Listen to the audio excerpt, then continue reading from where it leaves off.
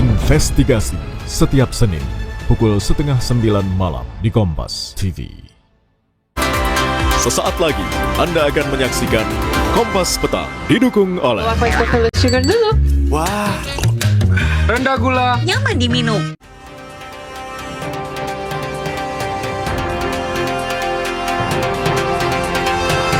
Kemendagri memanggil Wali Kota Prabu Mulih Arlan terus diduga memecat Kepsek karena menegur anaknya.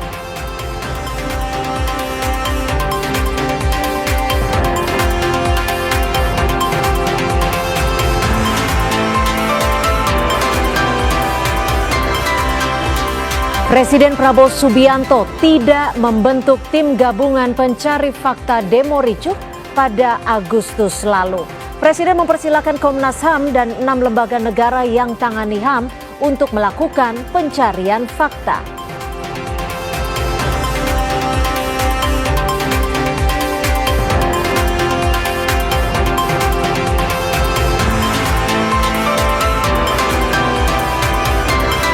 Pemerintah meminta SPBU swasta yang tidak memiliki pasokan untuk bekerja sama dengan Pertamina.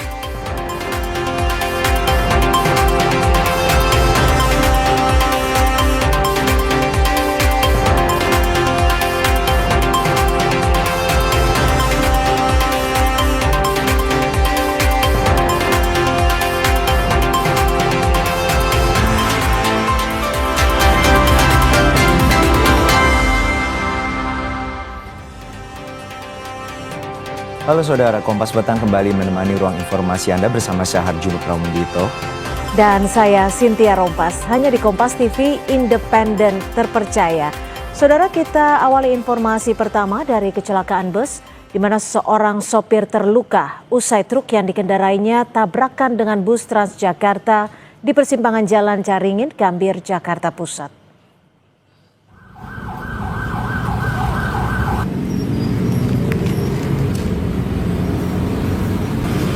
Truk pengangkut pasir dan bus Transjakarta rusak parah di bagian depan. Kecelakaan terjadi saat bus Transjakarta jurusan Harmoni, Kalideres dan berpenumpang melaju kencang. Sementara di arah berlawanan, saudara, melintas truk bermuatan pasir yang juga melaju dalam kecepatan tinggi. Kerasnya benturan membuat sopir truk terluka di bagian kaki akibat terjepit kabin dan dilarikan ke Rumah Sakit Tarakan, Jakarta. Diduga lampu lalu lintas bermasalah dan sama-sama menyala hijau. Kecelakaan terjadi saat truk akan berbelok.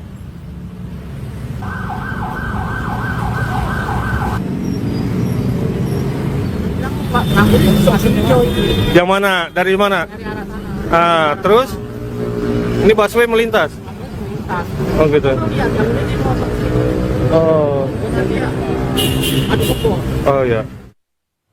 Beralih ke informasi lain saudara, Kementerian Dalam Negeri memanggil Wali Kota Prabu Mulih Arlan untuk diperiksa atas dugaan tindakan mencopot Roni Ardiansa sebagai Kepala Sekolah SMPN 1 Prabu Mulih. Berdasarkan jadwal, pemanggilan dilakukan pada pukul 9 pagi tadi di Ditjen Kemendagri. Maaf secara langsung di kediaman Roni Ardiansa, seorang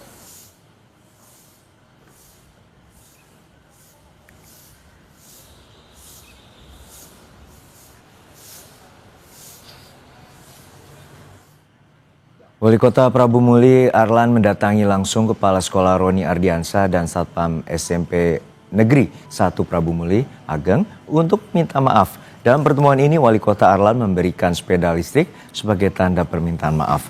Pertemuan ketiganya menjadi momen mediasi setelah polemik pencopotan Roni dan Ageng yang diduga akibat menegur anak wali kota yang membawa mobil ke sekolah.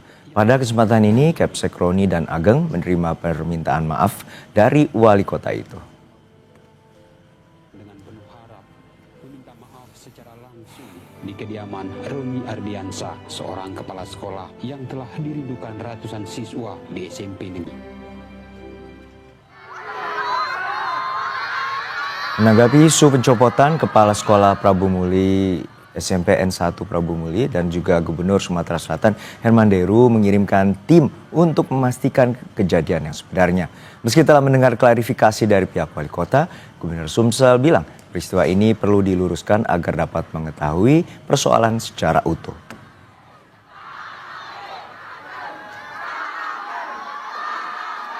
Terus ke sana Pak Muklis untuk mendengarkan seobjektif mungkin, karena Pak Wali juga sudah mengklarifikasi bahwa kepala sekolah itu sejatinya belum diberhentikan. Ini yang perlu diluruskan, apa sebenarnya yang terjadi di dunia nyata dan apa yang terjadi di dunia maya.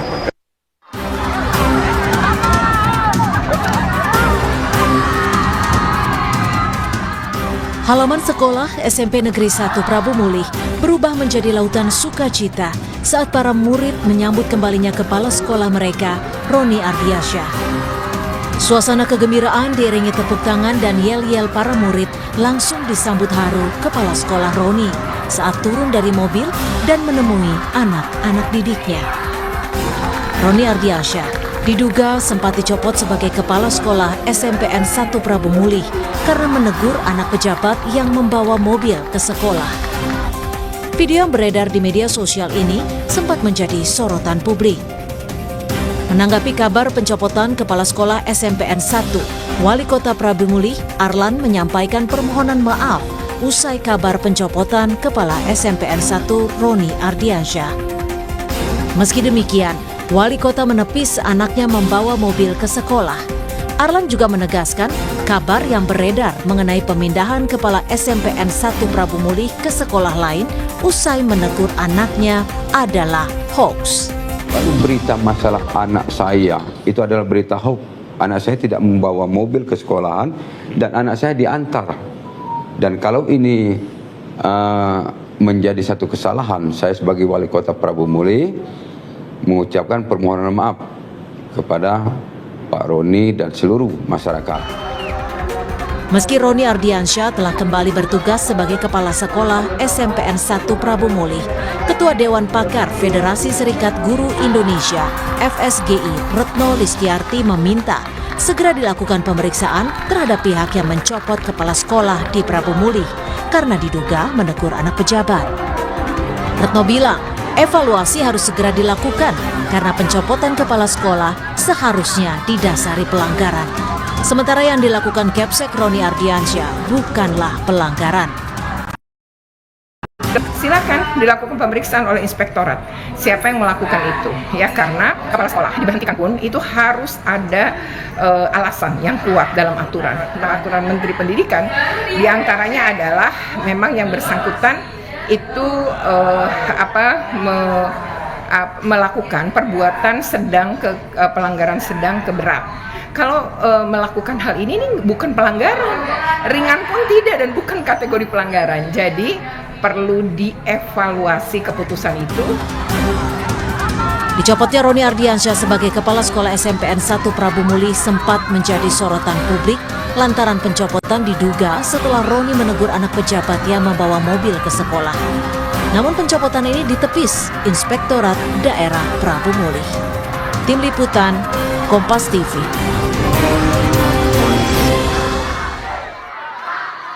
Untuk informasi selengkapnya kita bergabung dengan jurnalis Kompas TV Abel Insani di kantor Kementerian Dalam Negeri. Abel, untuk saat ini Ijen memanggil Wali Kota Prabu Mulih dan juga disebutkan oleh Kapuspen dari Kemendagri Beni Irwan bahwa kepala sekolah dari SMPN 1 juga diperiksa hari ini. Lalu seperti apa hasil pemeriksaan dan juga pertemuan ini?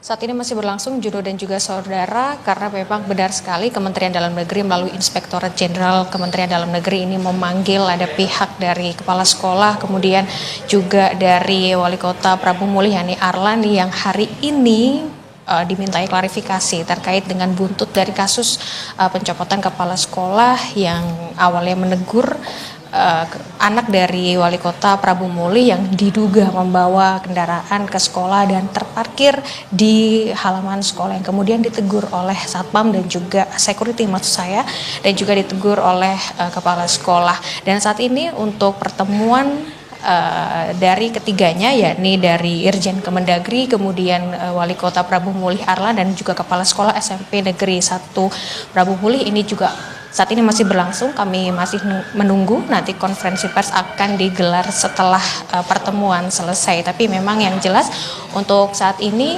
infonya ini terkait dengan klarifikasi hal tersebut, Juno dan juga saudara. Tadi terkait kepala sekolah, kemudian wali kota Prabu Muli ini datang sekitar pukul 9 waktu Indonesia Barat, kemudian langsung menuju ke ruangan untuk menemui Irjen Kemendagri untuk melakukan klarifikasi tersebut. Karena memang kalau kita melihat untuk rentetan kasus ini memang berawal dari tadi yang sudah saya katakan, ada teguran, kemudian tiba-tiba ada mutasi begitu ya untuk kepala sekolah, di mana ini juga sudah dibenarkan oleh Dinas Pendidikan bahwa ada mutasi untuk kepala sekolah SMP Negeri 1 Prabu Muli, dan ini atas perintah dari wali kota. Meskipun ini juga sudah dibantah oleh wali kota Prabu Muli bahwa tidak ada mutasi, atau dari wali kota Prabu Muli sendiri atau Arlan ini hanya menegur begitu, karena Arlan mengaku ada satu hal yang dari siswa yang dianggap mengganggu siswa itu sendiri, kemudian Arlan pada akhirnya menegur begitu. Ini adalah yang diklarifikasi oleh Arlan. Tetapi Juno dan juga saudara, kita akan melihat atau mendengar secara langsung bagaimana proses dari hasil pertemuannya. Ini di belakang kami sudah akan dimulai press conference-nya. Kita akan langsung dengarkan saja Juno dan juga saudara.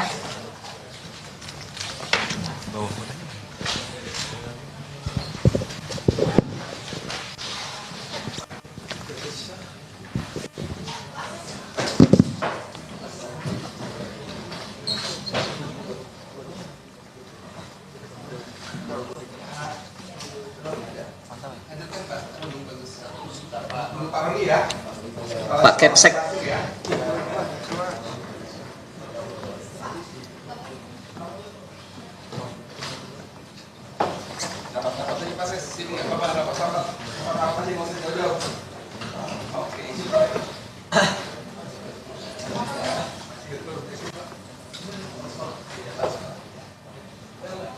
Kepala sekolah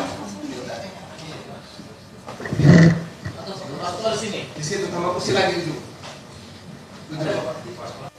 Oh ya, di belakang. Kita ikuti ini. Kalau tadi pemeriksaan ranahnya saya, sekarang ranahnya Kapus Pen. Gitu Kapus Pen.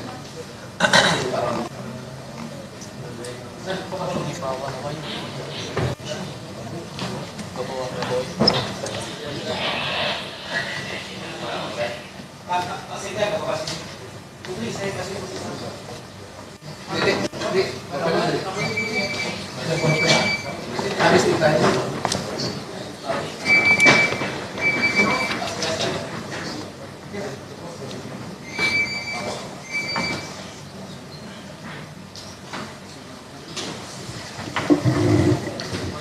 Mohon izin Pak Irjen, kita mulai.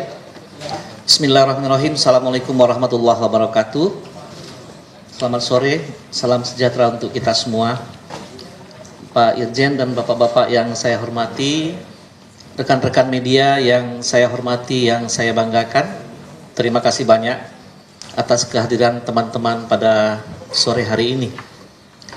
Pada sore hari ini, kami dari Kementerian Dalam Negeri sengaja meminta waktu teman-teman semua untuk kita bisa melaksanakan sharing informasi terkait dengan dinamika yang terjadi di daerah.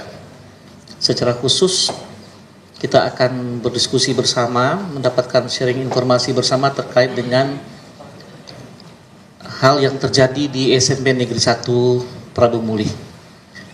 Hadir bersama kita pada sore hari ini Bapak Inspektur Jenderal Kementerian Dalam Negeri, Bapak Sangmade Mahendra. Hadir juga Pak Inspektur Wilayah 1 yang menangani wilayah Sumatera Bagian Selatan, Pak Wali Kota Prabu Muli hadir langsung, Pak Arlan. Kemudian didampingi beliau oleh Pak Sekda, oleh Pak Kepala Dinas Pendidikan juga. Hadir juga Pak Ses Idjen, saya lupa Pak Ses Idjen yang mendampingi Pak Irjen. Kemudian ada juga Pak Inspektur Provinsi, jadi lengkap kita. Dan bersama kita juga hadir Bapak Kepala Sekolah SMP Negeri 1 Prabu Muli. Jadi kita lengkap semua teman-teman, dan saya tidak akan banyak pengantar. Pada kesempatan pertama kita berikan kesempatan waktu kepada Pak Irjen terkait dengan pelaksanaan kegiatan ini. Kemudian nanti kita berikan kesempatan juga kepada Pak Wali Kota untuk memberikan beberapa poin-poin, dan juga nanti kepada Bapak Kepala Sekolah, kepada Pak Roni Ardiansa. Kemudian nanti setelah 3 narasumber tadi menyampaikan poin-poin yang ingin disampaikan, kami membuka kesempatan teman-teman untuk bertanya. Kepada siapa nanti bisa disampaikan. Mohon disebutkan nanti nama teman-teman dan dari media apa. Kami persilakan Bapak Inspektur Jenderal. Baik, terima kasih Pak Kapus Pen. Assalamualaikum warahmatullahi wabarakatuh. Selamat sore, salam sejahtera bagi kita semua. Om Swastiastu, salam kebajikan, rahayu untuk kita semua. Pertama-tama tentu saya mengucapkan terima kasih kepada rekan-rekan media yang telah hadir di kantor Itjen Kemendagri. Saya senang teman-teman bisa hadir di sini.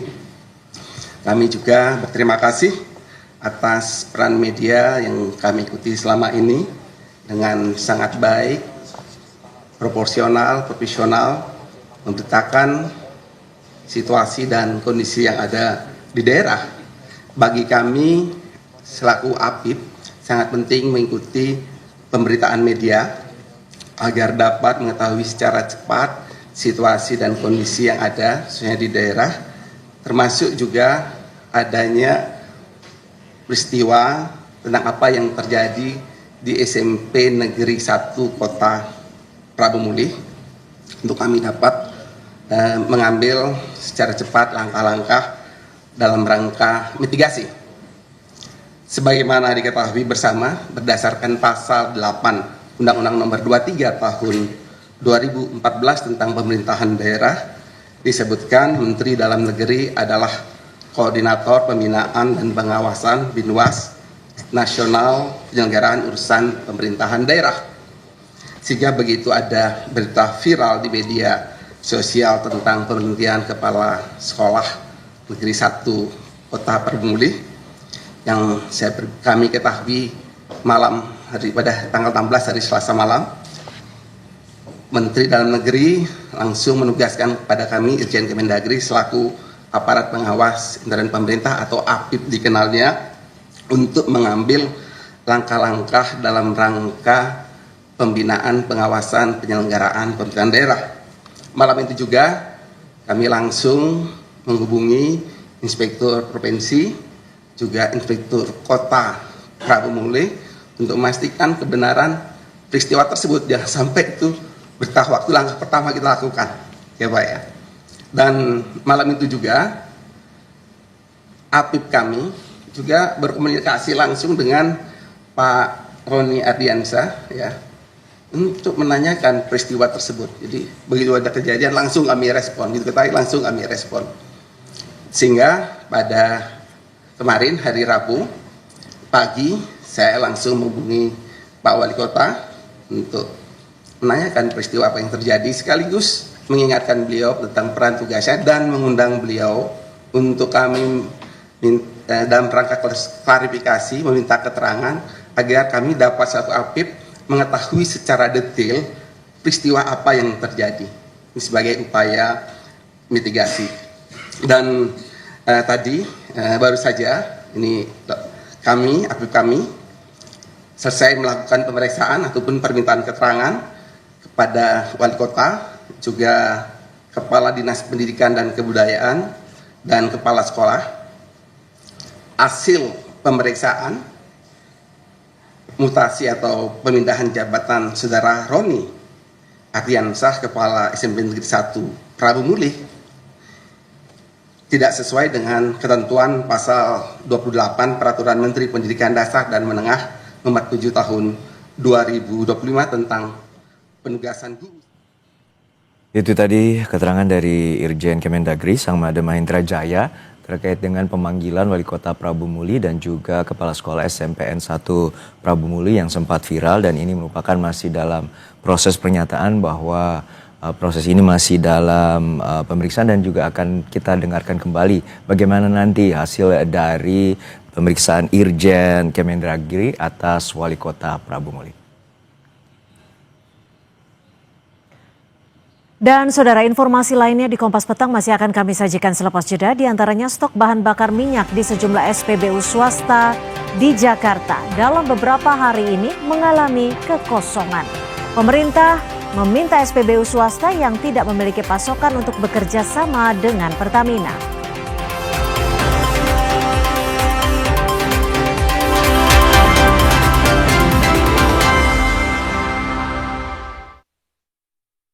Sugar dulu. Wah, rendah gula. Nyaman diminum. Umpan lambung apa umpan terobosan yang terbaik? Rido. Segar-segar luwak white coffee. Luwak white coffee less sugar dulu. Wah. Luwak white coffee less sugar dibuat dengan susu rendah lemak, rendah gula, rendah kalori. Menangkan 5 tiket nonton langsung Piala Dunia. Kirim 5 bungkus kopi luwak apa saja. Foto dan upload ke sosial media tag Kopi Luwak Official. Buruan kirim. Pemenang akan segera dipilih. Luwak white coffee, rendah gula, Nyaman diminum. Yuk cobain CDA Fish and Chicken Nugget yang membuatku selalu ketagihan. Tasty combo, crispy, tasty. Mau. Kalian mau? Silahkan dicoba.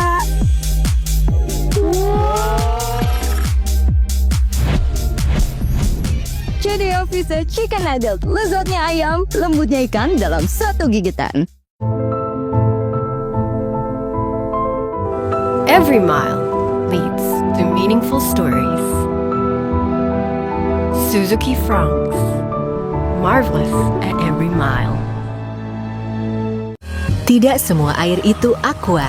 Yang dipilih dari sumber air di gunung terlindungi, disaring bertahun-tahun oleh lapisan bebatuan, dan kaya akan mineral alami yang seimbang. Sehingga aqua terasa dingin tanpa didinginkan. Sakit kepala? Minum Paramex. Gue andalan nih. Paramex cepat kerjanya, gak pakai lama. Cepat redakan sakit kepala, aman sesuai dosis anjuran untuk redakan nyeri. Sakit kepala, Paramex obatnya. Produksi Konimex. Menurut aku, kamu nyeri otot. Paramex nyeri otot aja. Cepat bantu redakan nyeri otot, sendi, pegal hidung. Nyeri otot. Paramex nyeri otot. Produksi Konimex.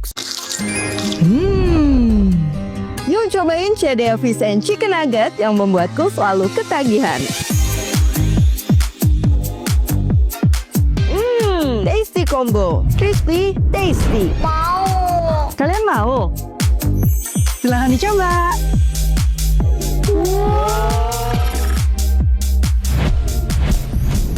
CDA Fish and Chicken Nugget, lezatnya ayam, lembutnya ikan dalam satu gigitan. Big Match. Laga klasik syarat emosi dan sejarah akan tersaji. PSV Eindhoven lewat Ricardo Pepi sebagai striker muda yang makin tajam di lini serang menjadi andalan tim tuan rumah saat bertanding dengan sang rival sejati AFC Ajax yang bertumpu pada winger kanan mereka Mika Gons yang selalu tampil apik dan memberi ancaman bagi lini belakang tuan rumah. Eredivisie PSV Eindhoven versus AFC Ajax Minggu 21 September pukul 7.15 malam live di Kompas TV. Luwak white coffee less sugar dulu. Wah, rendah gula, Nyaman diminum.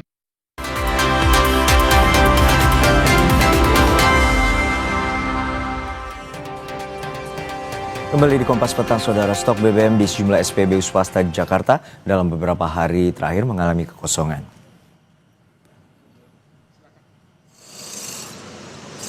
Inilah momen karyawan BP memberitahu pengguna BBM BP kalau stok BBM BP kosong. Kosongan BBM terjadi di SPBU BP Simpruk, Jakarta. Tidak hanya SPBU BP Simpruk, stok BBM di SPBU swasta lainnya seperti di SPBU Shell yang berada di Jalan Lejen S. Parman, Jakarta Barat juga kosong.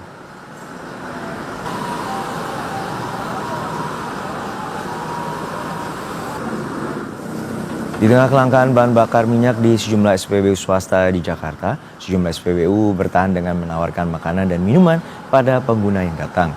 Layanan lain seperti bengkel dan tempat penjualan makanan juga beroperasi.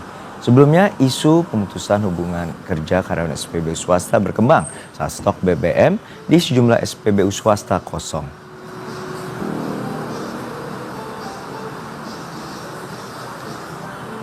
Ini saya berada di SPBU Shell, ya tepatnya berada di Jalan S. Parman, Jakarta Barat. Situasinya sama seperti SPBU Shell di beberapa tempat yang tadi saya lihat, bahwa informasinya baru hari ini sebenarnya di SPBU Shell yang berada di Jalan S. Parman ini kondisi stoknya kosong. Beberapa di antaranya seperti Shell Power, Shell Super dan lain sebagainya, ini kosong, hanya Shell Diesel saja yang tersedia.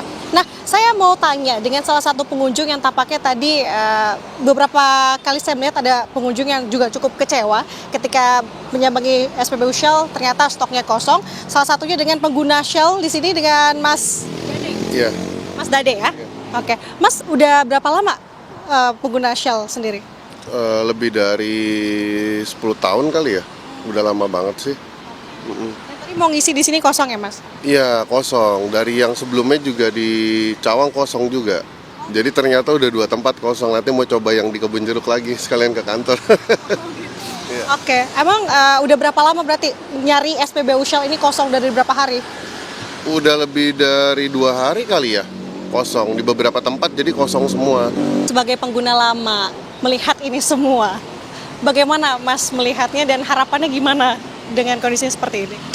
Ya harapannya sih sebenarnya aku nggak tahu ya, dengan berita simpang siur si Shell dari kemarin, harapan aku ya semoga bisa normal lagi lah untuk dari pengisian di semua SPBU, karena pengguna Shell itu juga bukan karena Shell-nya aja mungkin ya, karena memang kita udah terbiasa dengan servis dan trust kita menggunakan bahannya dia gitu. Bukannya kita nggak percaya sama yang lain, cuma kan memang kita nggunain sesuatu yang secara terus menerus karena ya hasilnya sesuai dengan yang kita mau aja sih. Itu aja sih, Mbak. Harapannya terwujud. Terima kasih Mas Dade, selamat beraktivitas. Thank you ya Mas ya. Sementara demikian yang tentu harapannya tadi beberapa pengendara ataupun pengunjung ataupun pengguna Shell itu sendiri, harapannya adalah kondisi ini bisa kembali normal dan juga agar aktivitas pun bisa berjalan dengan sesuai ataupun juga kembali dengan normal. Sementara demikian laporan yang bisa saya sampaikan. Anda Aprilia Hanil, Kompas TV Jakarta. Masalah kelangkaan bahan bakar minyak di sejumlah stasiun pengisian milik swasta di Jabodetabek juga sempat muncul pada Januari lalu. Soal kelangkaan yang terjadi kali ini, Menteri SDM Bahlil Lahadalia menyatakan sudah memberikan kuota impor BBM swasta sampai 110% di tahun ini.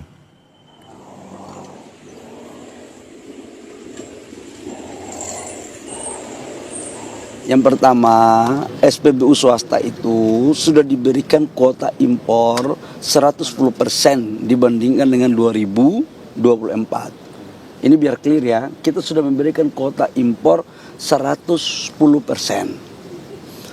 Jadi sangatlah tidak tepat kalau dikatakan kuota impornya tidak kita berikan. Ada kekurangan, kita minta untuk melakukan kolaborasi dengan Pertamina. Kenapa? Karena ini terkait dengan hajat hidup orang banyak. Cabang-cabang industri yang menyangkut hajat hidup orang banyak itu harus tetap dikontrol oleh negara. Kosongnya stok BBM di sejumlah SPBU swasta dikeluhkan pengguna. Lalu apa yang menjadi penyebab utama kosongnya stok BBM di sejumlah SPBU swasta? Kita akan bahas bersama dengan anggota DPR RI dari fraksi Partai Gerindra Ramson Siagian dan pengamat energi dari Universitas Gadjah Mada, Bapak Fahmi Radi. Selamat petang Bapak-Bapak, semoga sehat-sehat selalu. Sekolah. Nah, ini apakah memang ada pembiaran, emang kebiasaan? Kita ke Pak Ramson terlebih dahulu. Pak Ramson, untuk dari DPR sudah adakah koordinasi dengan pemerintah dan apakah ini sebuah indikasi bahwa memang pemerintah mendorong kebijakan impor satu pintu?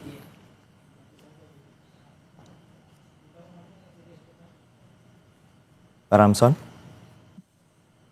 Boleh dibuka? Mungkin masih termute sambungan Zoom-nya.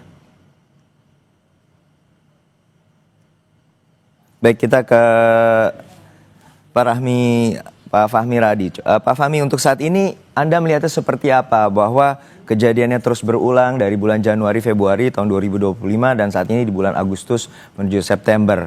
Dan apakah ini merupakan indikasi bahwa pemerintah akan memonopoli soal BBM?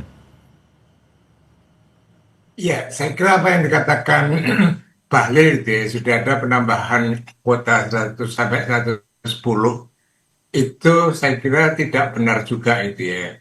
Karena masalah yang timbul adalah adanya perubahan periodisasi dalam impor BBM tadi.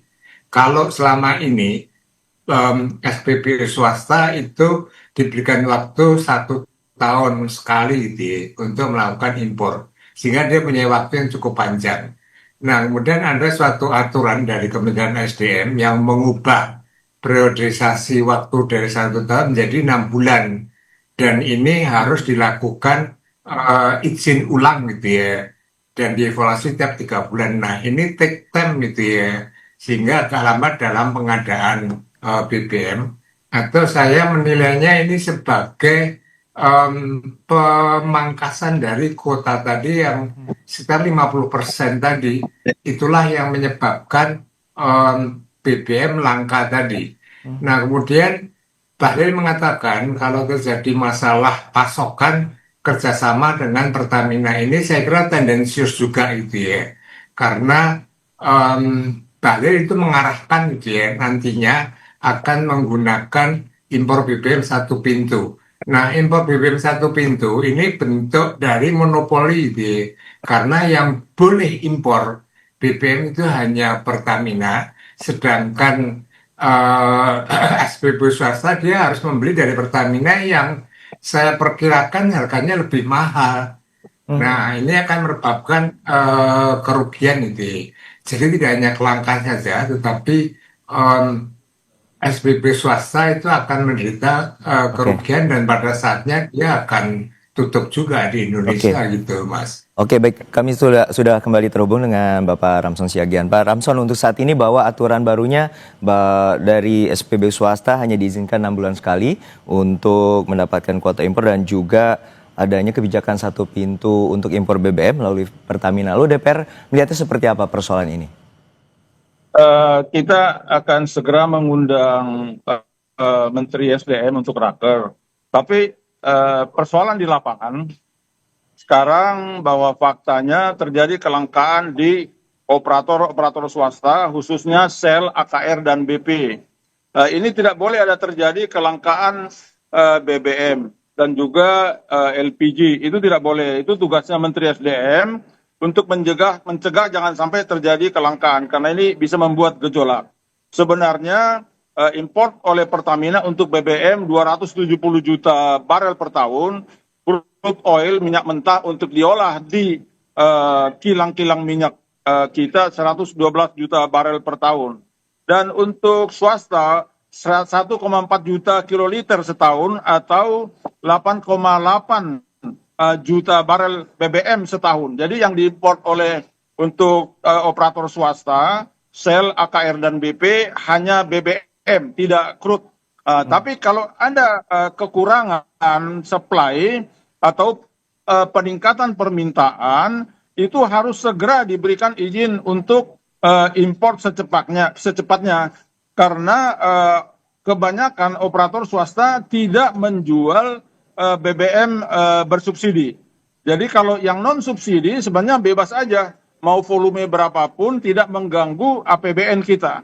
Di sini tadi udah saya telepon Dirjen Migas, di situ saya dapat telepon dari rekan dari Kompas TV bahwa agar segera diberikan solusi, diajukan draft yang strategis operasional kepada Menteri SDM. Karena mungkin Menteri SDM hanya dari perspektif politis strategis. Jadi padahal kita perlukan jangan sampai ada kelangkaan di lapangan. Sekecil apapun harus langsung diselesaikan oleh Menteri SDM.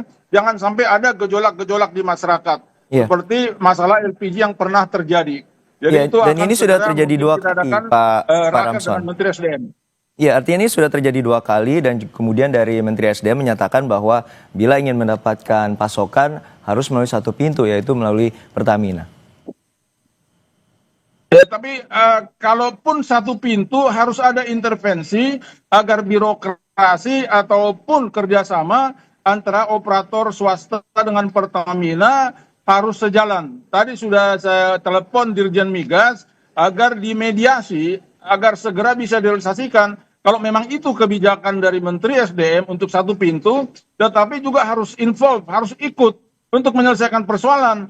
Jangan dengan alasan kebijakan sehingga terjadi kelangkaan di lapangan. Karena kita harus jaga agar masyarakat yang pangsa pasar apapun, apakah itu non-subsidi, harus selalu tersedia BBM. Jadi keterjaminan ketersediaan energi di lapangan di seluruh Indonesia harus betul-betul berjalan dengan baik. Itulah tugas Menteri SDM dari perspektif energi security ataupun swasembada energi. Jadi artinya tidak boleh ada terjadi kelangkaan-kelangkaan di lapangan. Ini harus betul-betul serius ditangani langsung oleh Kementerian SDM. Saya ke Pak Fahmi. Pak Fahmi, apakah itu memungkinkan terjadi? Karena pada dasarnya SPBU swasta menginginkan adanya impor langsung dan juga tidak melalui satu pintu, dan tentunya SPBU swasta memilih untuk bertahan atau untuk saat ini. Seperti apa pandangan Anda? Jadi pada saat SPBU swasta atau terutama asing invest di SPBU itu karena ada liberalisasi, ada suatu kebebasan untuk pengadaan impor dari berbagai sumber sehingga SPBU swasta itu biasanya membentuk portofolio dia membeli dari beberapa sumber, termasuk misalnya sel itu ya dari sumurnya sel sendiri yang harganya bisa lebih murah Nah, kalau kelangkaan kemudian harus beli dari Pertamina, maka tidak ada jaminan bahwa harganya itu lebih murah, bahkan bisa lebih mahal Itu kan yang merugikan. Nah, kalau terjadi kelangkaan, saya setuju Pak Ramson tadi mengatakan kasih izin untuk impor. Jangan kemudian dibatasi impor yang biasanya 1 tahun, periodenya dibatasi menjadi 6 bulan. Dan setiap 6 bulan ini harus mengajukan izin lagi, dan kita tahu birokrasi perizinan di Indonesia itu seperti apa, sehingga ini jadi lambat Maka pada saat itu terjadi kelangkaan. Nah, kalau kelangkaan ya tadi saya katakan izinkan impor tadi, karena itu yang diinginkan oleh SPBU swasta, satu kebebasan tadi kebebasan untuk memperoleh impor BBM, kemudian kebebasan untuk menetapkan harga sesuai dengan harga pasar Nah, kalau kemudian dibatasi dengan impor satu pintu, ini saya kira tidak sesuai dengan tujuan mengundang investor asing untuk masuk di SPBU, dan ini saya khawatir justru akan mempengaruhi iklim investasi yang tidak kondusif Baik, Mas. Saya juga ke Pak Ramson kembali bahwa ini terkait dengan iklim kesehatan, iklim investasi dan juga masyarakat mendapatkan akses untuk BBM. Lalu seperti apa Pak Ramson? Kapan rencananya untuk memanggil Menteri SDM? Ya, jadi ini kebetulan saya hari ini ada di Balikpapan meninjau RDMP kilang minyak atau refinery Pertamina yang proses penyelesaian pembangunan yang kapasitas dari 260.000 barel per hari akan menjadi produksinya 360.000 barel per hari. Jadi sebenarnya dari ketersediaan BBM itu di setengah hulu, artinya di kilang itu oke. Mereka semua lancar. Hanya ini soal strategi pendistribusian, soal kebijakan Menteri SDM, ini jangan terlalu kaku. Sehingga tidak terjadi kelangkaan di operator-operator swasta. Karena sel AKR dan BP itu beroperasi atas izin dari pemerintah, juga Menteri SDM. Jadi mereka sudah punya pangsa pasar, harus dijaga pangsa pasarnya, jangan sampai terjadi kelangkaan. Karena itu juga masyarakat. Jadi jangan sampai terjadi kelangkaan. Tapi kapan Pak Ramson akan memanggil Menteri SDM, Bahlil Lahadalia? Ya, akan segera. Kita udah, di antara kita udah ada diskusi di WhatsApp, di WA selama 2 hari ini, kemungkinan ke arah sana akan segera diadakan raker. karena ini harus segera diatasi. Jangan sampai ada gejolak di lapangan sehingga harus meminta presiden yang harus turun tangan. Itu harus segera diatasi oleh menteri. Baik pun kita sebagai DPR RI, Komisi Energi harus konsen dan juga bersama Pertamina dan operator. Baik, dan kita harapkan nanti Komisi 12 pihak pemerintah juga dapat operator swasta. Baik, kita harapkan pemerintah dapat menyelesaikan persoalan ini dan juga masyarakat tidak kesulitan. Ya, singkat saja Pak Fahmi. Kalau itu monopoli gitu ya, nanti pengadaannya sudah monopoli. Nah, mungkin pada saatnya juga akan terjadi monopoli juga oleh Pertamina. Secara teoritis, monopoli itu merugikan rakyat gitu ya. Jadi harganya bisa lebih mahal karena tidak ada pesaing gitu ya. Kualitasnya bisa lebih rendah dan mereka apa terhadap konsumen. Nah, oleh karena itu menurut saya kami tangkap bahwa monopoli nanti ujung-ujungnya juga akan menyusahkan rakyat. Baik. Dibatalkan. Baik, monopoli ujungnya akan nanti menyusahkan rakyat karena harga juga akan mendapatkan ketetapan yang tinggi dan juga nanti kita harus menjaga kesehatan dari iklim investasi. Terima kasih Bapak-Bapak atas waktunya. Pak Ramson Siagia telah bersama kami dan juga Pak Fahmi Radi dari UGM telah berbagi perspektif bersama kami di Kompas Petang. Terima kasih Bapak-Bapak. Usai jeda saudara, Presiden Prabowo tidak membentuk tim gabungan pencari fakta demo ricuh pada Agustus lalu. Presiden mempersilahkan Komnas HAM dan 6 lembaga negara yang menangani HAM untuk melakukan pencarian fakta.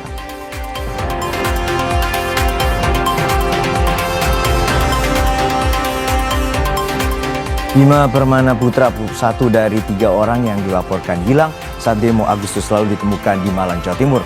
Polisi masih mendalami kronologi hilangnya Bima pasca demo.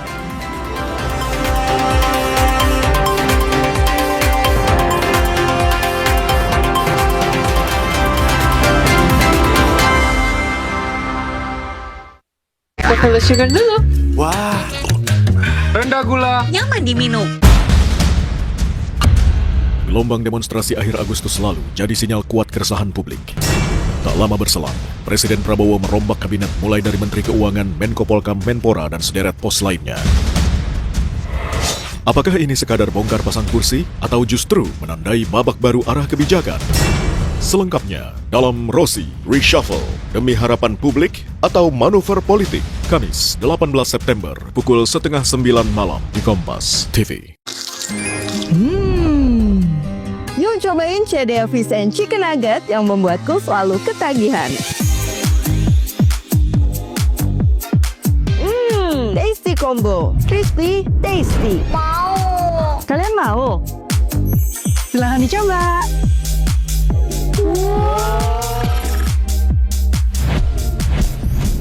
CDA Fish and Chicken Nugget, lezatnya ayam, lembutnya ikan dalam satu gigitan. Every mile is a reminder of cherished memories. Suzuki Fronx, marvelous at every mile. Pusing, kejar setoran. Yang penting kerja halal. Fresh Care dong, halal.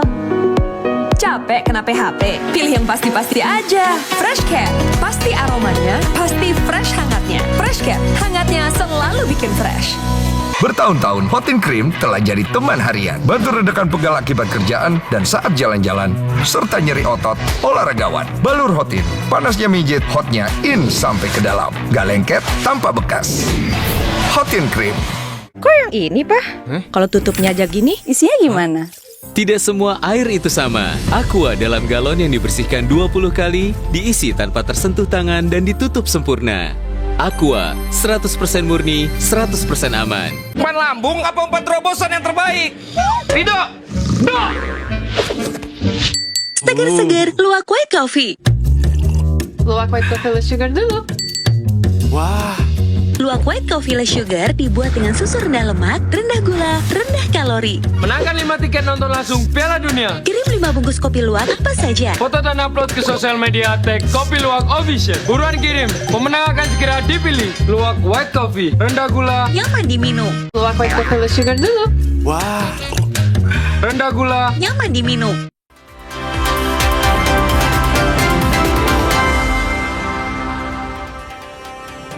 Saudara, Bima Permana Putra, satu dari 3 orang yang dilaporkan hilang saat demo Agustus lalu ditemukan di Malang, Jawa Timur.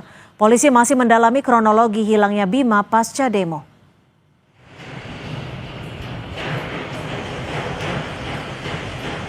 Komisi untuk Orang Hilang dan Korban Tindak Kekerasan Kontras sempat merilis 3 orang hilang, 1 diantaranya Bima Permana Putra.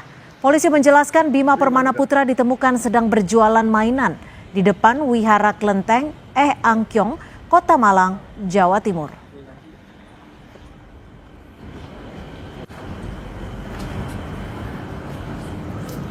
Baik dari media sosial yang diperminkan bahwa si Bima Permana Putra ini dia menghilang di tanggal 30-31 Agustus pasca demo besar di Jakarta. Oleh sebab itu, kami dari Subdit Resmob mencoba untuk mencari keberadaan si Putra ini, di mana kita temukan Putra di Klenteng Angkyong di daerah Malang, Jawa Timur, Bang. Untuk motif dan sebagainya kami dalami lagi, Bang. Untuk itu kami akan bawa Bima ini dulu ke kantor dulu, Bang. Pemeriksaan sementara polisi, Bima Permana Putra bukan bagian dari demonstran dan lokasi terakhirnya sebelum dilaporkan hilang berada di kawasan Glodok, Jakarta Barat. Bima Permana Putra berangkat ke Tegal dengan sepeda motor pada 1 September lalu. Setelah menjual sepeda motor, ia melanjutkan perjalanan ke Malang, Jawa Timur menggunakan kereta api. Uang hasil penjualan sepeda motor kemudian digunakan sebagai modal dagang mainan sebelum akhirnya ditemukan petugas.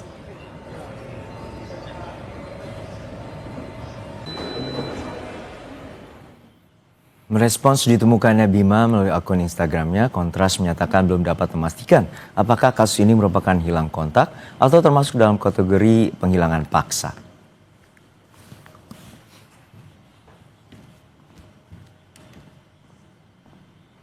Kepala Dinas Penerangan Angkatan Darat Kadis Penat Brigjen TNI Wahyu Yudayana menjelaskan pengamanan kompleks DPR RI oleh TNI, peningkatan penjagaan sejak demo Agustus lalu. Wahyu menegaskan keberadaan TNI membantu polisi. Pelibatan TNI dalam pengamanan gedung DPR MPR dijelaskan sebagai bagian dari tugas pembantuan ke polisi. Tugas ditujukan untuk menjamin situasi keamanan berjalan lancar pasca gelombang demonstrasi akhir Agustus lalu. Saat ini prajurit TNI yang ditugaskan di Kompleks Parlemen merupakan personel dari Kodam Jaya. Selain DPR, TNI juga memastikan keamanan di sejumlah objek vital dan ruang publik lainnya di Jakarta dalam patroli skala besar yang dilakukan bersama Polri.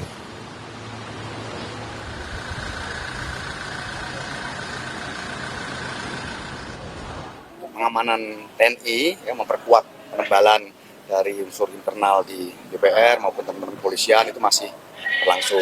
Nanti sampai kapan tentu akan dilihat ke depan, ya, akan di assessment ke depan berkaitan dengan perkembangan situasinya. Tapi sampai dengan sejauh ini situasinya kondusif. Ya. Situasinya kondusif, tidak ada hal yang perlu dikhawatirkan. Tapi memang pengamanan yang ada itu merupakan rangkaian dari yang kemarin penebalan yang membantu dari internal pengamanan dalam maupun dari teman-teman kepolisian. Ketua Umum YLBHI Muhammad Isnur mengkritik Menhan yang menempatkan anggota TNI untuk menjaga gedung DPR. Isnur menyebut penempatan TNI tidak tepat. Menurutnya, sesuai mandat konstitusi, TNI bertugas menghadapi ancaman yang mengganggu kedaulatan negara dan tidak menjaga gedung-gedung sipil seperti gedung DPR.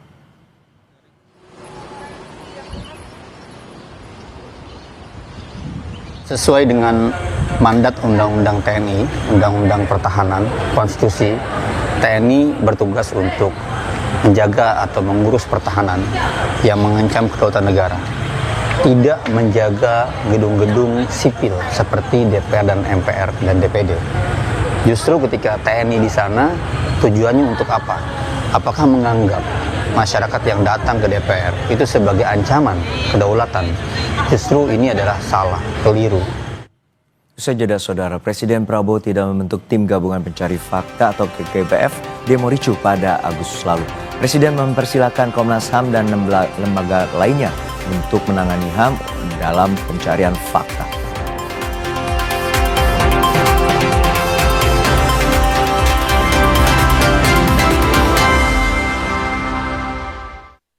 full sugar dulu. Wah. Rendah gula. Nyaman diminum. Yuk cobain CDA Fish and Chicken Nugget yang membuatku selalu ketagihan. Tasty combo, crispy, tasty. Mau. Kalian mau? Silahkan dicoba.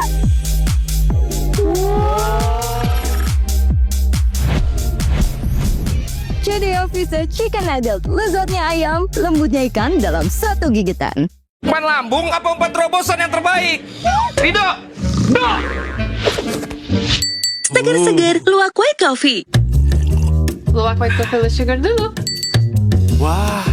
Luwak white coffee less sugar dibuat dengan susu rendah lemak, rendah gula, rendah kalori. Menangkan 5 tiket nonton langsung Piala Dunia. Kirim 5 bungkus kopi luwak apa saja. Foto dan upload ke sosial media tag Kopi Luwak Official. Buruan kirim, pemenang akan segera dipilih. Luwak white coffee, rendah gula, nyaman diminum. Every mile is a reminder of cherished memories. Suzuki Fronx, marvelous at every mile. Yuk cobain CDA Fish and Chicken Nugget yang membuatku selalu ketagihan. Tasty combo, crispy, tasty. Mau. Kalian mau? Silahkan dicoba.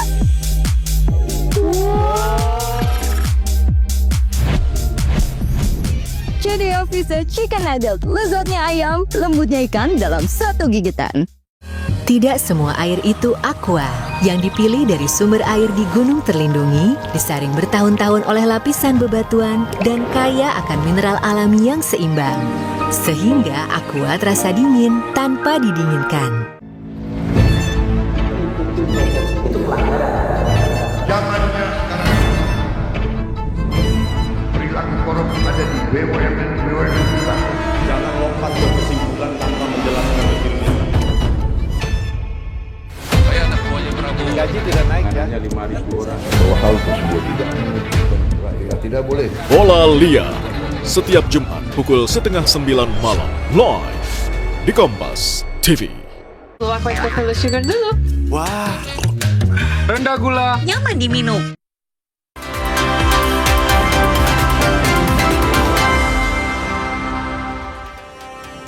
Terima kasih Anda masih bersama kami di Kompas Petang. Saya Cynthia Rompas. Saudara Presiden Prabowo Subianto enggan membentuk tim gabungan pencari fakta demo rusuh pada Agustus lalu. Presiden mempersilahkan Komnas HAM dan 6 lembaga negara yang tangani HAM untuk melakukan pencarian fakta. Hal ini disampaikan Menko Bidang Hukum, Politik, Imigrasi, dan Pemasyarakatan Yusril Iza Mahendra di Istana pada Rabu sore kemarin. Menurut Yusril, usulan membentuk TGPF yang dikemukakan Gerakan Nurani Bangsa dinilai baik oleh Presiden. Namun Presiden memilih investigasi kerusuhan demo Agustus lalu dilakukan Komnas HAM dan lembaga-lembaga yang terafiliasi HAM. Sehingga menurut Presiden TGPF tak perlu dibentuk. Saya sudah mendapat penegasan dari Bapak Presiden barusan bahwa usulan untuk membentuk tim gabungan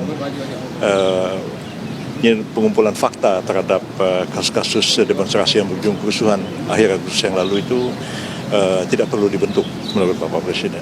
Dan oleh karena 6 lembaga negara HAM yang dipimpin oleh Komnas HAM sudah membentuk tim penyelidik non-justisial independen, maka Presiden mengatakan bahwa silahkan Komnas dan 6 lembaga negara HAM itu bekerja untuk melakukan penyelidikan, mengumpulkan fakta tentang apa yang terjadi di balik demonstrasi yang berujung kerusuhan itu.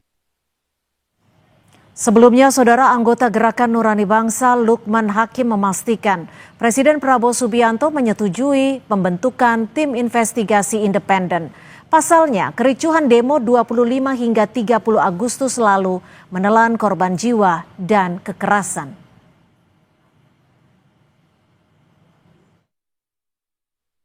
Salah satu tuntutan masyarakat sipil yang juga menjadi aspirasi kami dari GNB adalah perlunya dibentuk komisi investigasi independen terkait dengan kejadian Prahara Agustus beberapa waktu yang lalu yang menimbulkan jumlah korban jiwa, korban kekerasan, luka-luka dan seterusnya yang cukup banyak.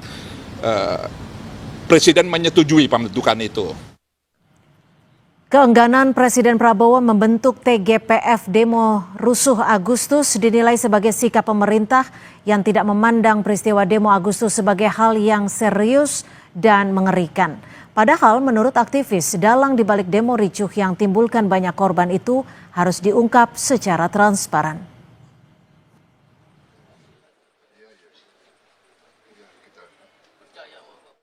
Kita melihat berarti Presiden Prabowo tidak menganggap peristiwa kemarin adalah peristiwa yang mengerikan, yang berdampak serius kepada hak asasi manusia, kepada hak masyarakat. Bayangkan ada orang meninggal lebih dari 10, luka-luka sangat banyak, ditangkap ribuan orang, banyak terjadi penjarahan dan kekerasan, dan Presiden tidak menganggap penting itu untuk diungkap secara serius, diungkap secara mendalam, dan dibongkar siapa, apa, dan bagaimana terlibat di dalamnya. Kita melihat bagi pemerintah ini adalah hal yang biasa saja, dan itu mengerikan. Kami kecewa terhadap hal itu. Lalu benarkah keengganan Presiden membentuk TGPF kasus demo rusuh Agustus adalah sikap cuek atau tidak menganggap serius jatuhnya korban dalam dugaan kekerasan yang ditimbulkan saat demo Agustus lalu? Kita akan bahas bersama mantan Kapolda Jawa Barat Irjen Purnawirawan Anton Carlyan, juga ada dosen STIH Jentera Bivitri Susanti, serta mantan Ketua BEM Kema Unpad Firdian Aurelio. Selamat sore Mas Firdian, Pak Anton, Mbak Bivit, terima kasih sudah bergabung bersama kami di Kompas Petang. Selamat sore Mbak Cynthia. Ya, Mas Firdian, ini kan Presiden memilih untuk tidak perlu membentuk TGPF demo ricuh Agustus lalu. Tanggapan Anda sebagai yang ikut beraspirasi saat Agustus lalu seperti apa?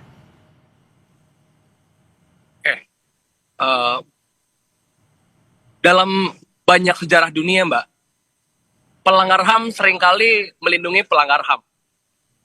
Kalau kita melihat contoh dari mulai Hitler, Mussolini, Putin, dan lain sebagainya, pelanggar HAM cenderung akan melindungi pelanggar HAM. Saya nggak pengen bilang bahwa Presiden melindungi pelanggaran HAM, tapi kalau niatnya kayak gini, ya jangan kaget kalau publik kemudian menafsirkan ke arah yang sana. Yang kedua, Mbak, sekarang polisi telah melakukan berbagai show ketika bicara soal menginvestigasi hilangnya korban demonstran, kemudian menginvestigasi siapa di balik kerusuhan. Tapi lama-lama cuma jadi kayak cap dan stempel. Kalau polisi berusaha mencari siapa dalang di balik kerusuhan, ujung-ujungnya disita buku, Mbak. Itu aja udah pasti salah tangkap. Kalau disita itu buku udah salah tangkap. Teman-teman kami yang masih ditahan di Polda, bahkan sekarang kesehatan dan psikisnya menurun. Dikasih makannya dikit, diberikan intimidasi, belum lagi ancaman UITE. Dan tiap hari kami dapat kabar-kabar baru, penjemputan di daerah-daerah. Ada di Jawa Timur dijemput, di Jakarta teman kami Muhammad Iqbal dipanggil, dan lain sebagainya. Jadi harusnya kan di mana-mana ketika ada gerakan dari negara, ketika membuat investigasi, harusnya memberikan rasa aman untuk publik, terutama kami untuk orang-orang muda yang bersuara. Faktanya sekarang kami malah jadi takut dianggap sebagai perusuh oleh polisi, supaya polisi yang penting KPI-nya beres aja gitu, Mbak. Kami tangkap maksud Anda terkait dengan pembatalan ataupun presiden yang tidak jadi membuat TGPF. Tapi kalau dari sisi Pak Anton sendiri, Pak Anton, ini kalau memang presiden memilih investigasi cukup dilakukan oleh Komnas HAM dan 6 lembaga negara yang mengurus HAM, ada yang bilang juga ini seakan pemerintah tidak anggap serius, seakan pemerintah cuek, padahal di sini ada korban jiwa, ada korban yang terluka di sini. Baik, boleh-boleh saja tafsiran menganggap cuek. Tapi ini kan justru untuk memberdayakan lembaga negara itu sendiri. Apabila ada korupsi, kedepankan mungkin KPK, Polri, Kejaksaan. Apabila ada masalah-masalah yang menyangkut, yang dianggap akan ada pelanggaran HAM, kedepankan lembaga negara yang memang berkompeten di dalam hal tersebut, yaitu 6 lembaga negara tersebut.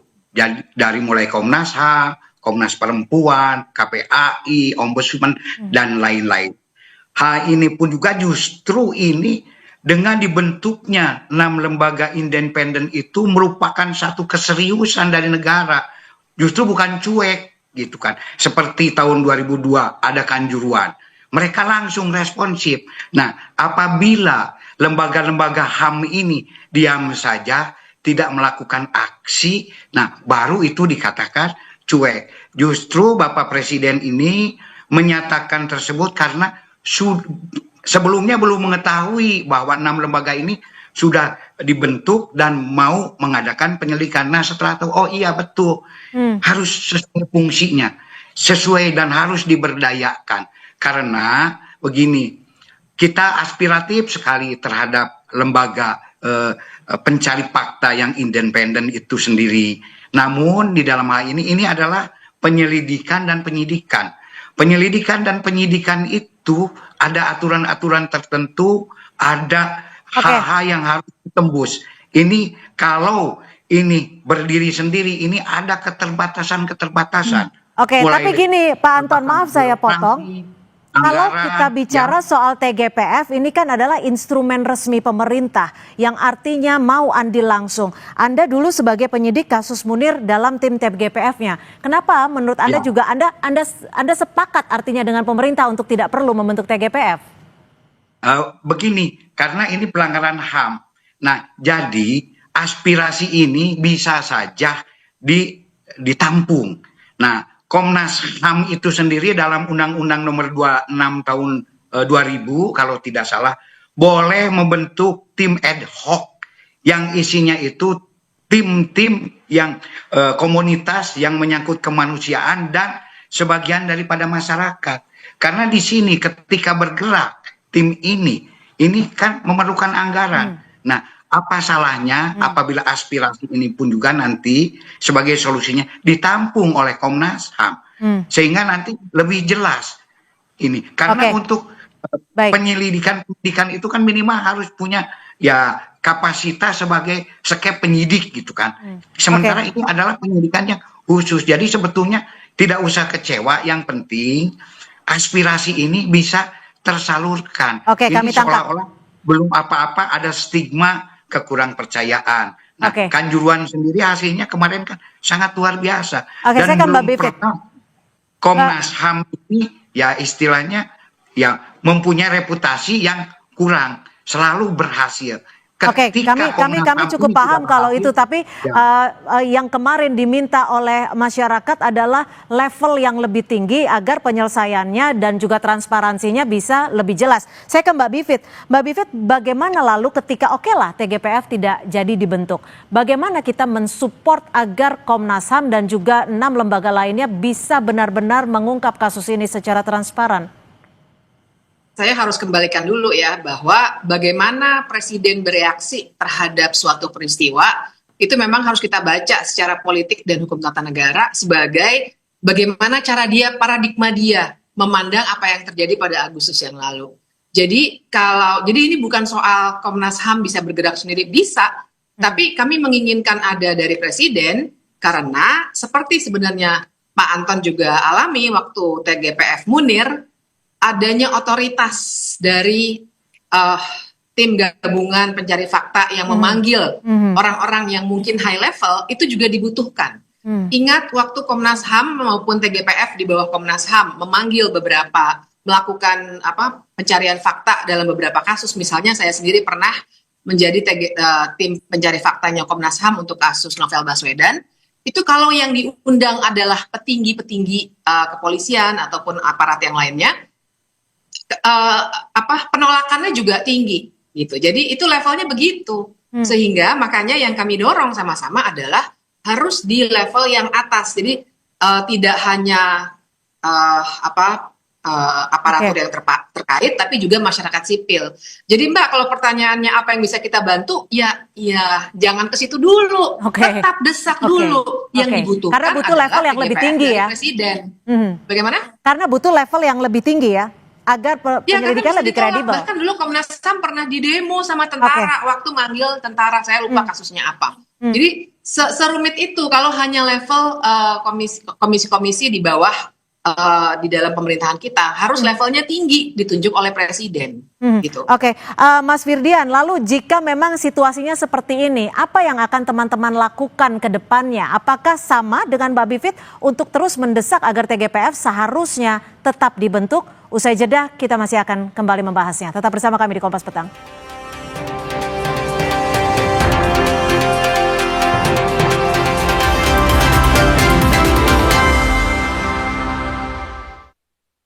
Eredivisie pekan ini, laga penuh gairah akan tersaji. Perolehan poin 3 di kota Velsden berkat gol Paul Gladon dan Aiko menjadi modal semangat bagi Fortuna Sittard kala berjumpa FC Utrecht. Dengan pemain baru mereka Davy van den Berg sebagai playmaker, mampukah FC Utrecht meraih kemenangan di kandang lawan? Eredivisie, Fortuna Sittard versus FC Utrecht. Minggu 21 September, pukul 12.45 tengah malam. Live di Kompas TV. Umpan lambung apa umpan terobosan yang terbaik? Rido! Seger-seger luwak white coffee. Luwak white coffee less sugar dulu. Wah. Luwak white coffee less sugar dibuat dengan susu rendah lemak, rendah gula, rendah kalori. Menangkan 5 tiket nonton langsung Piala Dunia. Kirim 5 bungkus kopi luwak apa saja. Foto dan upload ke sosial media tag Kopi Luwak Official. Buruan kirim, pemenang akan segera dipilih. Luwak white coffee, rendah gula, nyaman diminum. Yuk cobain CDA Fish and Chicken Nugget yang membuatku selalu ketagihan. Tasty combo, crispy, tasty. Mau. Kalian mau? Silahkan dicoba.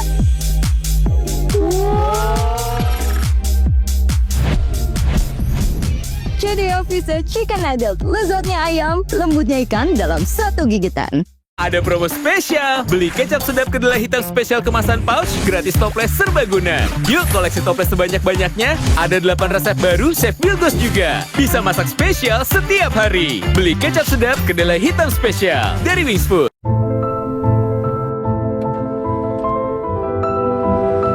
Every mile is a collection of new discoveries. Suzuki Franks, marvelous at every mile.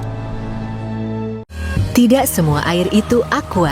Yang dipilih dari sumber air di gunung terlindungi, disaring bertahun-tahun oleh lapisan bebatuan, dan kaya akan mineral alami yang seimbang.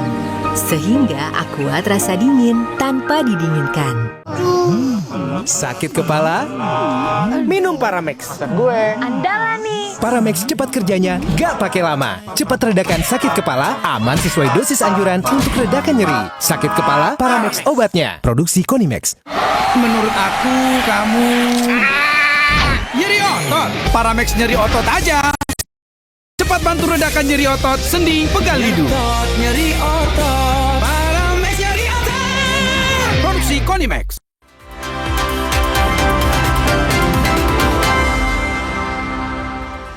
Saudara, tim gabungan pencari fakta nyatanya tidak jadi dibentuk oleh pemerintah. Dalam hal ini sudah disampaikan oleh Yusril Iza Mahendra yang mendapatkan pesan dari Presiden bahwa ini tidak jadi dibentuk. Kita masih akan membahasnya. Gimana Mas Firdian, jika memang diserahkan kepada 6 lembaga termasuk Komnas HAM untuk mengatasi dan juga mengusut tuntas kasus kerusuhan di Agustus lalu, apa yang akan dilakukan teman-teman? Ini Mbak, sebagai salah satu orang muda, tuntutan kami itu bukan tentang alatnya. Alat tim gabungan pencari fakta hanyalah alat. Kita pengen tuntutan goalsnya adalah keadilan dan juga pertanggungjawaban atas dalang dibalik pelanggaran HAM ini. Sekarang, saya usia 25 tahun Mbak. Sebutlah pelanggaran HAM pasca tahun 2000-an. Munir, KM50, Kanjuruhan, Novel Baswedan, kerusuhan Agustus kemarin. Sampai sekarang, saya nggak tahu siapa dalangnya, Mbak. Kami nggak tahu siapa dalangnya. Sudah berapa banyak tim gabungan pencari fakta, kami nggak tahu sekarang siapa dalangnya, dan kami nggak tahu dalangnya udah di penjara yang mana, kami nggak tahu. Artinya kami nggak mau lagi itu terulang. Negara harusnya bersyukur. Kita ini belum sampai level kemarahan kayak di Nepal, kayak di Prancis. Dan kami hari ini menuntut dengan cara-cara yang formil. Kami pengen presiden memberikan legitimasi hukum untuk mencari siapa dalang di balik kerusuhan dan juga keadilan untuk korban. Dan hukuman tentu saja untuk mereka-mereka yang terlibat, termasuk institusi yang terlibat. Oke. Dan kalau ini, ya jangan heran kalau kami marah lebih jauh, gitu aja. Oke, Pak Anton, pesannya jelas dari teman-teman mahasiswa bahwa yang ingin diharapkan adalah mencari siapa dalangnya dan menghukum. Karena di sini jangan sampai berhenti pada level oknum. Tapi kan memang dugaannya ada tanggung jawab struktural yang terjadi dalam kericuhan di Agustus lalu. Apakah dengan Komnas HAM cukup untuk mencari dalangnya? Kekuatan Komnas HAM dan lembaga-lembaga ini apakah cukup? Saya sangat-sangat setuju sekali dengan Mas Firdian. Bahkan kemarin saya waktu menyampaikan pun juga pesan saya itu tolong jangan hanya mencari aktor lapangan tetapi mencari dalangnya. Karena ini bukan balas dendam tetapi untuk mencari keadilan. Jadi saya salut ke Mas Firdian. Nah, sekarang masalahnya apakah cukup? Saya kira tadi ini hanya leading sektor saja. Nah, seandainya ada rekan-rekan dari anak muda, mahasiswa, bahkan kalau perlu tim cyber nasional harus masuk. Karena untuk mengungkap dalang ini banyak berhubungan dengan masalah IT. Masuk di tim ad hoc, leading sektornya adalah Komnas HAM. Tolong rekrut sehingga aspirasi ini ketika ini direkrut, mereka ini kan bisa membuat laporan. Nah, apabila laporannya itu hasil penyelidikannya itu nanti tidak ditanggapi atau tidak disajikan, ini kan akan menjadi sebuah temuan. Jadi untuk ini mungkin hanya beda nama saja, tetapi tetap fungsi dan ketajamannya tidak akan berkurang dengan bergabung di tim ad hoc Komnas HAM, karena memang itu ya diatur oleh undang-undang gitu kan. Itu saja yang penting tujuannya itu bagaimana. Nah, tujuannya tadi yang utama adalah untuk mencari keadilan dan mengungkap dalangnya siapa. Mbak Bivit, betul. Anda setuju? Nah, tim ad hoc ini bisa dihususkan ke sana nanti gitu kan. Tapi leading sector sehingga nanti anggarannya segala macam ya bisa ditampung di sana. Tapi waktu saya habis nih Pak. Silakan Mbak Bivit. Baik, Anda sepakat kalau cukup dengan sekali. Ya. Jadi yang juga harus dipahami, tim pencari fakta ini kan bukan hanya mencari fakta, tapi dia juga harus bisa menindaklanjuti. Jadi misalnya dari 6 komisi yang disebut-sebut itu, yang punya kewenangan melakukan penyidikan pro justisia itu hanya Komnas HAM berdasarkan Undang-Undang 26 2000. Tapi Komnas HAM juga untuk melakukan penyidikan pro justisia harus melalui pleno dulu dan lain sebagainya. Contoh kasus Munir itu akhirnya bisa jalan dan sampai sekarang belum juga, makanya kami lagi menuntut Komnas HAM, belum juga ditindaklanjuti setelah lebih dari 1 tahun. Contohnya itu. Nah, jadi berlarut-larutnya itu potensinya luar biasa besar karena 6 lembaga itu memang bukan penyidik misalnya di kepolisian. Juga tidak ada kejaksaan, tidak ada TNI misalnya. Akan banyak sekali kesulitan sehingga yang terjadi nanti jangan-jangan adalah kerja yang tidak efektif, bahkan berlarut-larut, lama, dan artinya kawan-kawan muda seperti Firdian lagi-lagi tidak akan mendapatkan jawaban tentang apa yang terjadi pada Agustus lalu, sementara sudah ada kawan-kawan lain yang ditahan sekarang dan sedang diplot untuk menjadi pelaku dari hal-hal yang sebenarnya secara fakta belum pernah terungkap. Jadi ini logika kita lagi dibalik-balik nih. Faktanya belum ketemu, tapi ada 600-an orang yang masih ditahan, 3 orang yang hilang, dan satu kelompok itu dijadikan kambing hitam, Del Pedro dan kawan-kawan. Padahal itu tadi faktanya apa kita belum tahu. Nah, ini yang saya kira harus kita luruskan betul. Jangan sampai ada tim yang 6 komisi itu, tapi juga mungkin sampai 2 tahun lagi tidak akan selesai, tidak ada yang bisa dipanggil, dan tidak pernah ada fakta yang bisa terungkap. Pak Anton ingin menanggapi, silakan. Ya, untuk tim ad hoc itu sendiri kan nanti ada TO, target operasional, dan juga time limitnya. Jadi khususkan saja ini untuk mencari dalang sebagaimana kesepakatan rekan-rekan semuanya.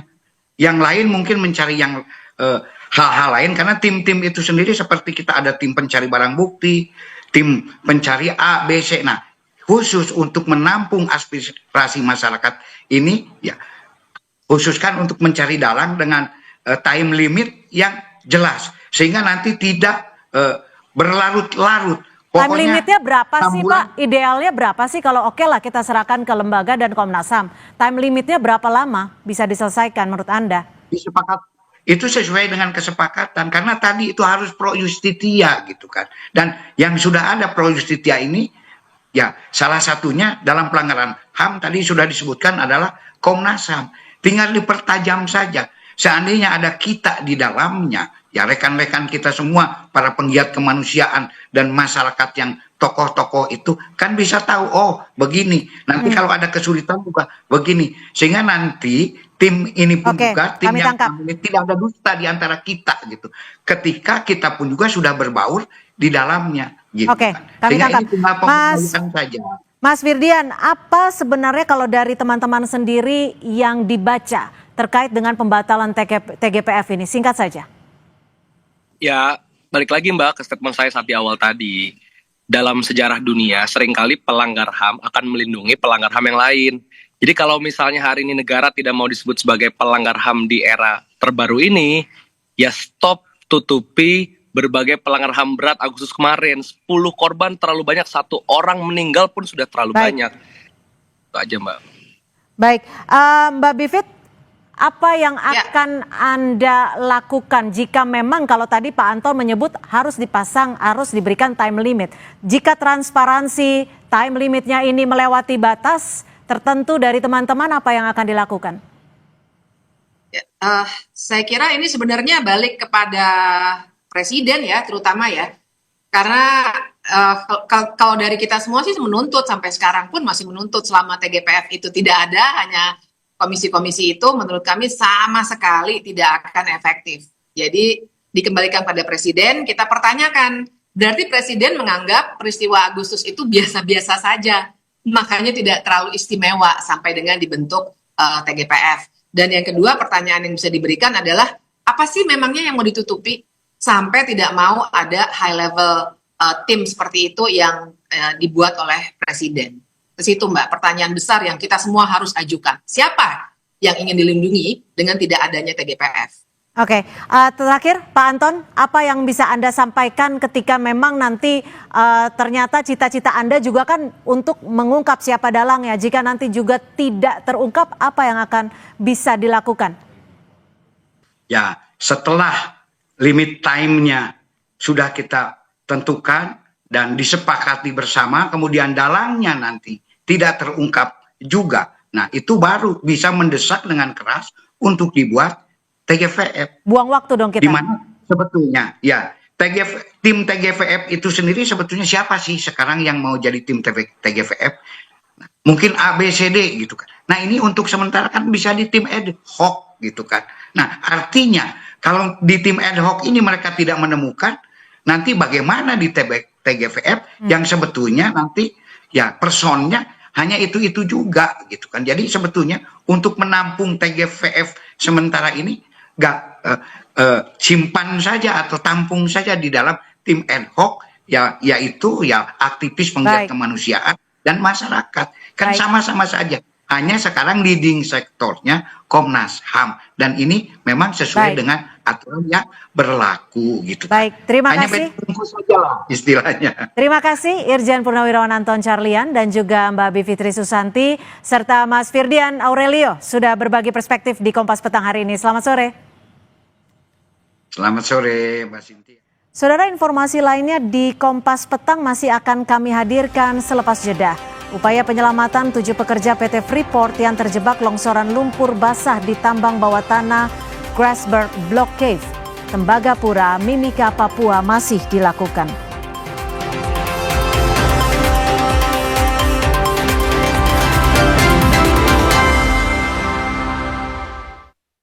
Komedi politik, ini tentang cinta ya. Aku mendapatkan komentar pedas dari orang ada di sini. Komeng, biar aku kasih tahu ya, aku komeng. Kok disensor? Penasaran? Mau yang nggak pakai sensor? Nih, 3 besar Suci 11. 3 kali lebih lucu, 3 kali lebih seru. Bikin pecah di 3 kota. Bogor, 28 September. Fairway Cafe, Suci 11 Big 3 Tour, Uncensored. Umpan lambung apa umpan terobosan yang terbaik? Rido! Segar-segar Luwak White Coffee. Luwak White Coffee less sugar dulu. Wah. Luwak White Coffee less sugar dibuat dengan susu rendah lemak, rendah gula, rendah kalori. Menangkan 5 tiket nonton langsung Piala Dunia. Kirim 5 bungkus kopi luwak apa saja. Foto dan upload ke sosial media @Kopi Luwak Official. Buruan kirim, pemenang akan segera dipilih. Luwak White Coffee, rendah gula, nyaman diminum. Tidak semua air itu aqua. Yang dipilih dari sumber air di gunung terlindungi, disaring bertahun-tahun oleh lapisan bebatuan, dan kaya akan mineral alami yang seimbang. Sehingga aqua terasa dingin tanpa didinginkan. Yuk bikin masakan yang pasti diserbu. Pakai kecap sedap kedelai hitam spesial. Bikin lidah auto pati. Cumi kecap nih. Will Goes Approved Specialisius. Looks good kan? Taste good. Kecap sedap kedelai hitam spesial. Looks and taste beyond good. Dari Wings Food. Floridina, nomor 1 freshnya, nomor 1 funnya. Bulir jeruknya asli, lebih banyak. Coco Beats-nya cuy-cuy, dapat segernya, dapat funnya. Floridina, nomor 1 fun, asli jeruknya, asli bulirnya. Sayang, nanti temenin belanja bulanan, beli baju, nge-gym. Akan kuhadapi dunia, tapi Indomie Jumbo dulu. Mau ke bulan. Indomie Jumbo dulu. Dari desa hingga kawasan industri, Batang melangkah maju membangun kemandirian. UMKM diperkuat, lapangan kerja dibuka, potensi lokal didorong ke pasar global. Bagaimana strategi, tantangan, dan dampaknya bagi masyarakat Batang? Serta seperti apa harapan besar Batang untuk masa depan? Bincang kita, Jumat 19 September, pukul 9:30 pagi. Di Kompas TV. Dipersembahkan oleh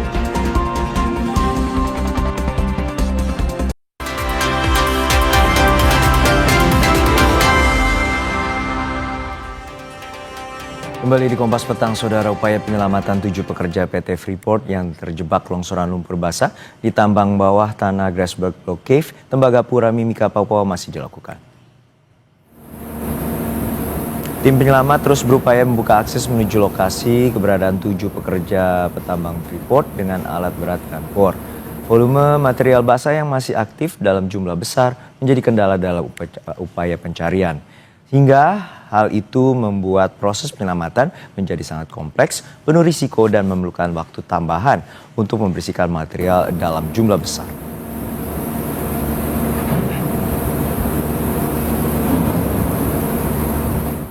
Menteri SDM Bahlil Lahadalia menjelaskan timnya telah ke lokasi.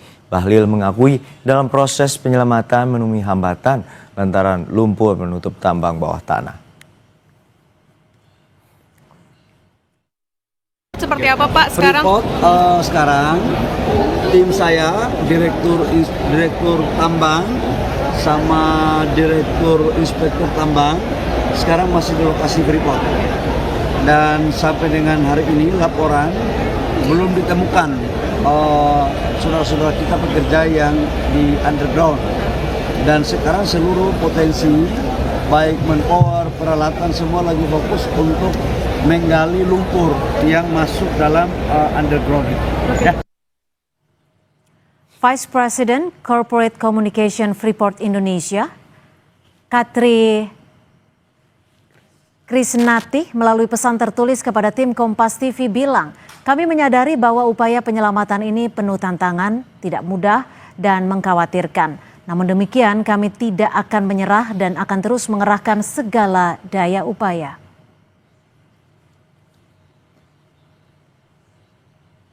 Usai jeda, Saudara, seorang sopir terluka usai truk yang dikendarainya tabrakan dengan bus Transjakarta di persimpangan Jalan Caringin, Gambir, Jakarta Pusat.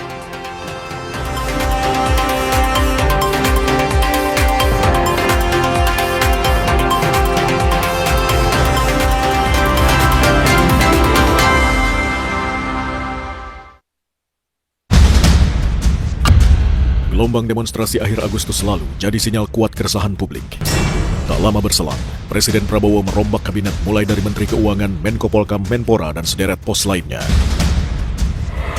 Apakah ini sekadar bongkar pasang kursi atau justru menandai babak baru arah kebijakan? Selengkapnya dalam Rosi Reshuffle demi harapan publik atau manuver politik, Kamis 18 September pukul 8:30 malam di Kompas TV. Dunia terus berputar. Begitu banyak hal yang berakhir, namun banyak juga yang kembali dalam bentuk baru, memberi harapan baru. Seperti botol plastikmu yang dapat menjadi barang baru lagi melalui gerakan ekonomi sirkular nasional Le Mineral. Kini, plastik tidak lagi menjadi sampah, namun terus berputar dengan dipilah dan didaur ulang menjadi baru. Semua bisa mengambil peran penting dalam perputaran itu dari hulu ke hilir. Mulai dari kamu yang memilah sampah dari rumah, pemulung yang mengumpulkannya, hingga pekerja pabrik yang mendaur ulang. Bersama gerakan ekonomi sirkular nasional Le Mineral, mari jadikan botol plastikmu jadi baru lagi.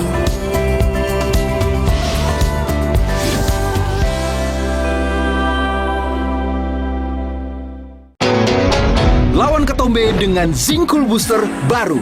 Deo Active Scalp Technology lawan 3 jenis ketombe. Boost sensasi dingin with glacier water and mint. Zinc Cool Booster. Ketombe, no worries. Kok yang ini, Pak? Kalau tutupnya aja gini, isinya gimana? Tidak semua air itu sama. Aqua dalam galon yang dibersihkan 20 kali, diisi tanpa tersentuh tangan dan ditutup sempurna. Aqua, 100% murni, 100% aman. Untuk batuk kering dan pilek, jangan asal. Minum Neo Ultradin. Untuk urusan batuk kering dan pilek, obatnya Neo Ultradin. Sayang, nanti temenin belanja bulanan, beli baju, nge-gym. Akan kuhadapi dunia, tapi Indomie Jumbo dulu. Mau ke bulan. Indomie Jumbo dulu. Dari desa hingga kawasan industri, Batang melangkah maju membangun kemandirian. UMKM diperkuat, lapangan kerja dibuka, potensi lokal didorong ke pasar global. Bagaimana strategi, tantangan, dan dampaknya bagi masyarakat Batang? Serta seperti apa harapan besar Batang untuk masa depan? Bincang kita, Jumat 19 September, pukul 9:30 pagi, di Kompas TV. Dipersembahkan oleh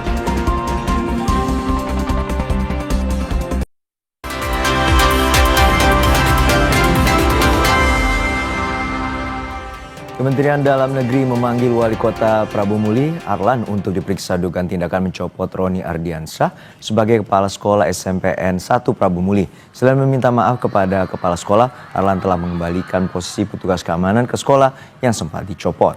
Arlan meminta maaf pada Roni sebagai Kepala Sekolah SMPN 1 Prabu Muli lantaran dirinya tidak dapat mengontrol diri. Selain itu, Arlan menjelaskan petugas keamanan sekolah yang sempat dikabarkan dipecat juga telah dikembalikan ke sekolah. Arlan menjelaskan peristiwa itu terjadi bukan di jam sekolah dan putrinya diantar sopir, bukan mengendarai seorang diri. Untuk Pak Roni, Pak, tidak bisa mengontrol diri. Dengan adanya kejadian ini, saya ambil satu hikmahnya. Dan saya mengucap permohonan maaf kepada Bapak Roni. Security Pak sudah dikembalikan ke sekolahan, bukan jam sekolah di tanggal merah, tanggal 5. Anak-anak ini main latihan drum band, jaraknya 150 meter dari sekolahan ke tempat latihan. Jadi anak saya diantar supir Pak, bukan dibawa sendiri. Mau masuk, tidak boleh, langsung dia keluar. Seorang sopir terluka usai truk yang dikendarainya tabrakan dengan bus Transjakarta di persimpangan Jalan Caringin, Gambir, Jakarta Pusat. Truk pengangkut pasir dan bus Transjakarta rusak parah di bagian depan. Kecelakaan terjadi saat bus Transjakarta jurusan Harmoni Kalideres dan berpenumpang melaju kencang. Sementara di arah berlawanan melintas truk bermuatan pasir yang juga melaju dalam kecepatan tinggi. Kerasnya benturan membuat sopir terluka di bagian kaki akibat terjepit kabin.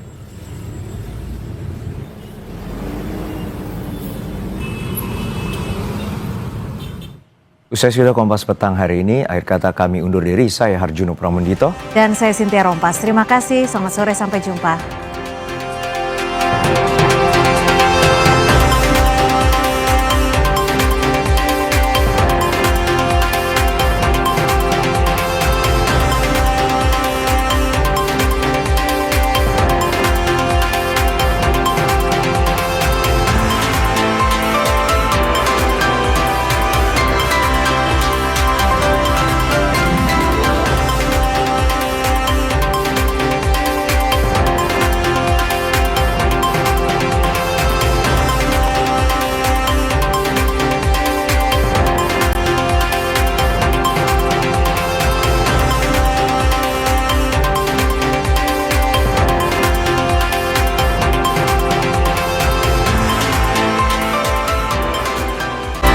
Terima kasih Anda telah menyaksikan Kompas Petang didukung oleh Luwak White Coffee Less Sugar dulu. Wah, Rendah gula. Nyaman diminum. gelombang demonstrasi akhir Agustus lalu jadi sinyal kuat keresahan publik. Tak lama berselang, Presiden Prabowo merombak kabinet mulai dari Menteri Keuangan, Menko Polkam, Menpora, dan sederet pos lainnya. Apakah ini sekadar bongkar pasang kursi atau justru menandai babak baru arah kebijakan? Selengkapnya dalam Rossi Reshuffle demi harapan publik atau manuver politik, Kamis 18 September pukul 8:30 malam di Kompas TV. Sesaat lagi Anda akan menyaksikan Sapa Indonesia Malam didukung oleh